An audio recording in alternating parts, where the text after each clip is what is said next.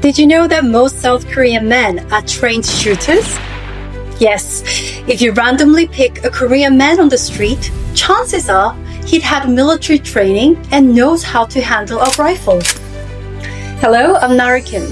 Today, we're diving into South Korea's mandatory military service, its history, controversies, and even how it compares to North Korea's system. So why is military service mandatory in South Korea? After the Korean War ended in 1953, tensions with North Korea didn't just disappear. The South needed a way to stay prepared, and that's when mandatory conscription became essential. When South Korea's constitution was established in 1948, it included Article 39, which basically says all citizens must be ready to defend the country. But it wasn't until 1957 that military service became an actual requirement for men aged 18 to 35.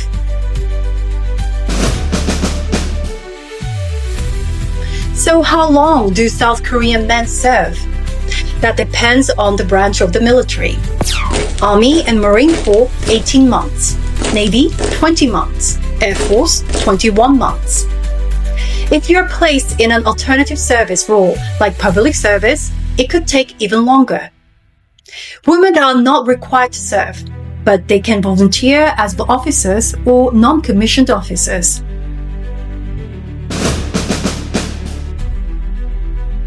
Once a male citizen turns 19, he goes through a medical examination. Based on that, he will either be assigned to active duty, alternative service, or if he has serious health issues, he could be exempt entirely. Athletes or artists who've made notable contributions can also sometimes get a shorter term or complete exemption.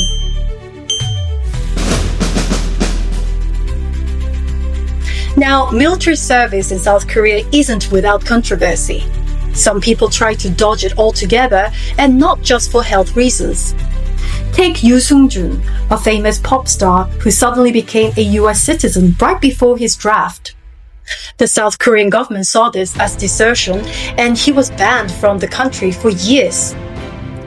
Then there's a football star Son Heung-min. After winning gold at the 2018 Asian Games, he earned a shortened service term, sparking debates over who should qualify for exemptions. And of course, there's BTS.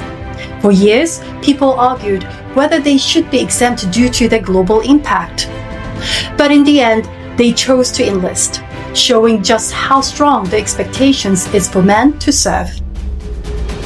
Then we have conscientious objectors, people who refuse to serve due to religious or moral beliefs.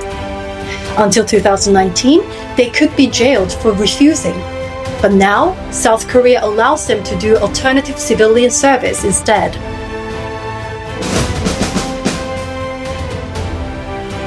Once they've finished their military service, South Korean men don't just walk away. After the discharge, South Korean men enter the civilian defense system for 8 years, participating in emergency drills and security training. Then there's the reserve forces, when former soldiers attend annual training for 1 to 2 weeks per year, depending on the service level. This ensures they can be recalled if needed. So even after they complete their service, they are not entirely off the hook.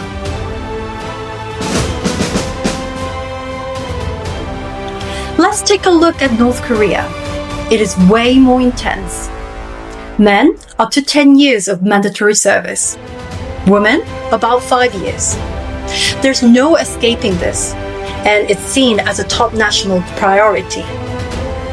It's not just about defense. It's also about controlling the population. In North Korea, soldiers are often used for forced labor projects rather than actual military defense. It's one of the most extreme conscription systems in the world. So, is South Korea's conscription system perfect? Of course not. It's deeply ingrained in the culture, but it also sparks debates about fairness, exemptions, and personal freedom. Some say it's outdated and should be reformed. Others argue it's necessary, especially given South Korea's security situation. What do you think? Should South Korea keep mandatory military service, or is it time for a change? Let me know in the comments below. Thank you for watching.